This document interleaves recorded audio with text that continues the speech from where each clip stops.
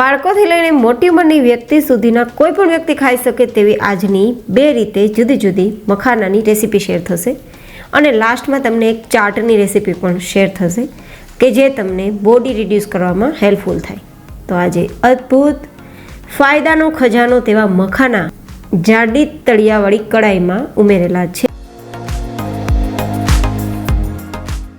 અને આ રીતે મખાના થોડા નરમ હોય છે. જો અત્યારે હું દબાવું છું ને તો એકદમ સોફ્ટ છે, તો ભૂકો નથી થતો. તો મતલબ આ પોપકોર્ન જેવા અને એકદમ સોફ્ટ હોવાના કારણે ખાવામાં મજા ના આવે અને દાંતમાં ચીપકવાના કારણે કોઈ પણ વ્યક્તિને પસંદ ના આવે તે હેતુથી શેકવા જરૂરી છે. તો આ રીતે ગેસની ફ્લેમ ધીમી રાખી સતત ચલાવીશું અને આપણા મખાના એકદમ ક્રિસ્પી દબાવતા જ ભૂકો થઈ જાય ત્યાં સુધી શેકવાના છે. આમાં આપણે ઘી તેલનો ઉપયોગ કર્યા વગર શેકેલા છે. તમે ડિરેક્ટલી તેલમાં ઘીમાં પણ શેકી શકો છો અને ક્રિસ્પી કરી શકો છો. અત્યારે તમે જોઈ શકો છો એકદમ સરસ મખાના આપણા ભૂકો થઈ જાય છે, મતલબ શેકાઈ ગયા છે. તો હવે આપણે મખાનાને શેક્યા બાદ પહેલી મસાલા મખાના તૈયાર કરીશું. તો મસાલા મખાના તૈયાર કરવા માટે સૌથી પહેલાં 2 ચમચી જેટલું દેશી ઘી ગરમ કરીશું. તમે અહીંયા તેલનો ઉપયોગ કરી શકો છો અને ઘી હલકું હલકું ગરમ થાય ત્યારે અડધી નાની ચમચી જેટલો હળદર પાવડર, અડધી નાની ચમચી જેટલો મરી પાવડર, 1 નાની ચમચી જેટલો ચાટ મસાલા અને 1 ચમચી જેટલો સંચર પાવડર અથવા તો સેંધા નમક તમે જે ઉપયોગમાં લેતા હોય તે લઈ શકો છો. બધી જ વસ્તુને સરસ રીતે મિક્સ કરી એકવાર ચલાવી લેશું અને ટોટલી ગેસની ફ્લેમ આપણી ધીમી જ રહેવી જોઈએ.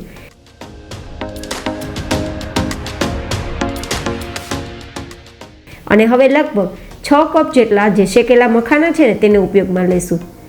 આ રીતે આપણે 2 ચમચી ઘીમાં 6 કપ જેટલા મખાનાને મસાલાવાળા મખાના તૈયાર કરી શકીએ છીએ. અને ગાઈઝ, તમે બિલીવ નહીં કરો, આ મખાનાને તમે બાળકોના લંચ બોક્સમાં આપશો ને તો લંચ બોક્સ પૂરું ખતમ થઈ જશે, પણ બાળકો આ વેરાયટી ખાવાનું છોડશે નહીં. બિકોઝ આ વેરાયટી એટલી ટેસ્ટફુલ બને છે કે બાળકોને પણ પસંદ આવશે અને બાળકોની હેલ્થ પણ સચવાઈ જશે. બાળકો જે બહારના બીજા પેકેટ્સ ખાય છે તેનાથી તો બેટર રહેશે કે આવી વેરાયટી તેમને ખવડાવવામાં આવે, તેમની હેલ્થ પણ સચવાઈ જાય અને તમારું કામ પણ થઈ જાય. તો આ રીતે આપણા મખાના એકદમ સરસ મસાલાવાળા થઈ ગયા છે. આપણે મરચું પાવડર ઉપયોગ નથી કર્યો કારણ કે આપણે મરી પાવડર ઉપયોગ કર્યો છે. તો તૈયાર છે આપણા એકદમ ક્રિસ્પી મસાલેદાર મખાના.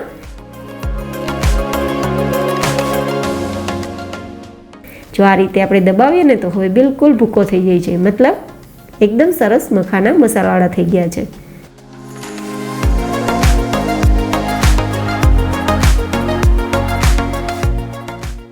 તો હવે બનાવીશું મીઠા મખાના, જેમના માટે 1 ચમચી જેટલું દેશી ઘી ગરમ કરીશું અને દેશી ઘી થોડું હલકું ગરમ થાય ત્યારે 1 કપ જેટલો ગોળ લેશું. અહીંયા જેટલા કપ ગોળ લેતા હોય તેના ડબલ તમારે મખાના ઉપયોગમાં લેવાના રહેશે. આ રીતે રેશિયો રહેશે. હવે માત્ર આપણા ગોળને ઓગાળવાનો છે. આ રીતે ગોળ ધીમા ગેસની ફ્લેમ પર ઓગળશે ને તો બિલકુલ પાયો નહીં આવે, અને પાયો નહીં આવે તો મખાના એકદમ સરસ ક્રિસ્પી તૈયાર થશે.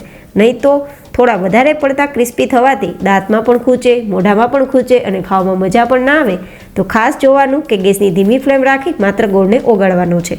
અને હવે સારા ટેસ્ટ માટે 2 ચમચી જેટલા હું અહીંયા સફેદ તલ ઉમેરું છું. તમે બ્લેક તલનો ઉપયોગ કરી શકો છો અથવા તો તલ વગર પણ વેરાયટી સરસ લાગે છે. પણ કેલ્શિયમનો ભંડાર તલ શિયાળામાં ખાવા જ જોઈએ, તો મેં 2 ચમચી ઉપયોગમાં લીધા છે. અને આ રીતે મિક્સ કરશું અને આ રીતે ગોળમાં બબલ્સ આવે ને ત્યાં સુધી ચલાવશું. આપણે ગોળનો પાયો નથી કરવાનો, પણ ગોળ ઓગળે અને થોડા બબલ્સ દેખાય ને ત્યારે ગેસની ફ્લેમ બંધ કરી દેવાની અને બંધ ગેસની ફ્લેમ પર આપણે 2 કપ જેટલા મખાના ઉમેરવાના. પહેલાં 1 કપ ઉમેરશું અને મિક્સ કરીશું, કારણ કે બધી જ જગ્યાએ મખાના ઉપર ગોળ ચીપકે ને તે વધુ જરૂરી છે. તો થોડા થોડા મખાના ઉમેરતા જશું અને આ રીતે મિક્સ કરતા જશું. હવે ગેસની ફ્લેમ ચાલુ નથી કરવાની અને એકસાથે મખાનાનો ઉપયોગ પણ નથી કરવાનો. આ રીતે મેં કુલ ટોટલ થોડા થોડા ઉમેરી અને 2 કપ જેટલા મખાના ઉમેર્યા છે. તો આ રીતે બધા જ મખાના ઉપર ગોળ કોટિંગ થઈ ગયો છે. ગોળ અને તલ બરાબર મખાના ઉપર કોટ થાય ને તે જ હેતુથી આપણે થોડા થોડા મખાના ઉપયોગમાં લીધા છે. પણ એટલું યાદ રાખવાનું કે 1 કપ ગોળ હોય તો 2 કપ જેટલા જ મખાના ઉપયોગમાં લેવાના થશે. તો એકદમ પરફેક્ટ રેશિયા સાથે અને પરફેક્ટ કોટિંગ સાથે આપણા મખાના મીઠા તૈયાર થઈ જશે. આ એકવાર ટ્રાય કરજો. મીઠી વસ્તુ પણ ખવાઈ જશે અને એટલી હેલ્ધી કે આનાથી વિશેષ બીજું કંઈ હેલ્ધી તો હોય જ ના શકે. મખાનાના શું બેનિફિટ છે મારે તમને કહેવાની જરૂર નથી, કારણ કે ઘણી બધી રેસીપીમાં મેં તમને બતાવેલું છે. હવે આપણા મખાના તૈયાર થઈ ગયા છે, તો એક પ્લેટમાં થોડું હલકું તેલ લગાવશું અને પછી આપણા જે મીઠા મખાના છે ને તેને આમાં પાથરી દઈશું, કારણ કે હવે આ મખાનાને એકદમ ઠંડા કરવાના છે. જેવા તે ઠંડા થશે ને કે ફટાફટ અલગ અલગ થઈ જશે. જો અત્યારે તમને એકબીજા સાથે ચીપકેલા દેખાતા હશે, પણ એકદમ અલગ થઈ જશે. અને અલગ થાય ત્યારે પ્લેટમાં ના ચીપકે તે હેતુથી આપણે થોડું તેલ પણ લગાવ્યું છે. તો થોડી વાર માટે સાઈડ પર રાખી દઈશું, તો લગભગ 10-15 મિનિટમાં ઠંડા થઈ જશે.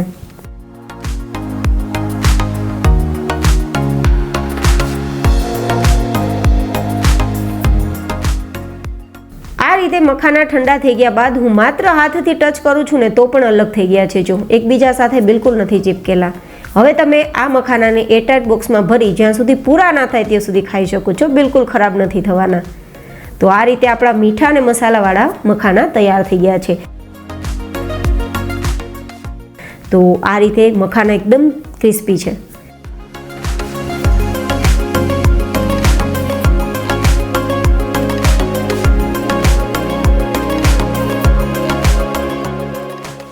હવે જો તમે ડાયટ કરો છો અથવા તો હેલ્થ કોન્શિયસ છો તો મખાનાની એક સ્પેશિયલ ડાયટ ચાર્ટ પણ હું તમારી સાથે શેર કરું. જોકે આ રેસીપી ડિમ્પલ્સ ડિશીસમાં પહેલાં શેર કરેલી છે. તમે વિસ્તારપૂર્વક આ રેસીપી જોવા માંગતા હોય તો ઉપર આઈ બટનમાં લિંક આપી દઈશ, તમે જોઈને બનાવીને ખાઈ શકો છો.